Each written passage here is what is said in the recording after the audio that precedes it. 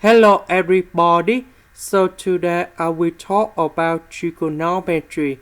The topic today is about we need to simplify the expressions. We have this one in here. So now I will show you how to answer. We have the formula that's about cosine A cosine B plus sine A sine B equals to cosine of A minus B.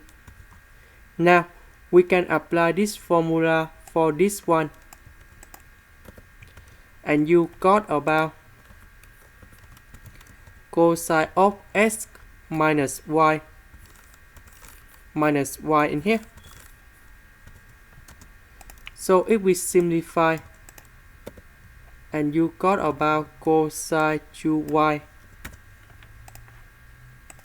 And this is the final answer. This is the end. Thank you for watching.